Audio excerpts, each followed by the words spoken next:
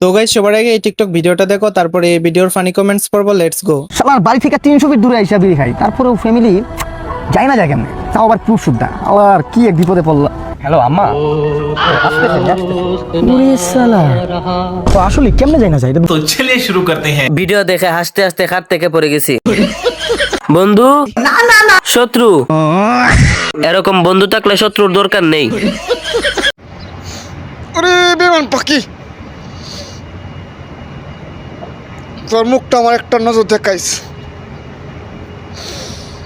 तो चलिए शुरू करते हैं। ওরে বিমান পাখি, ভুল করে হেসে ফেলেছি, এখন কি হবে? হাসবি না পাপির দল, এটা সেট ভিডিও। চোখে পানি আসে, কান দিয়ে ঢুকে গেল। গিয়ে পেদে দিছি, এখন আমার কিছু হবে? ফুলে ফুলে সাজিয়ে রেখে ভাই, তোমায় না দেখলে এ মনে লাগে ভাই, তোমায় ছাড়া কিছু तो चलिए शुरू करते हैं। কলা গাছে ডাব। এবার বুঝি পূর্ণতা পেলে তুমি। মানুষের কত রকম ট্যালেন্ট, আর আমার সাওয়া বড় জিদ আর রাগ। আপনার ভিতরে এত প্রতিভা, আপনি আগে কেন দেখান নাই?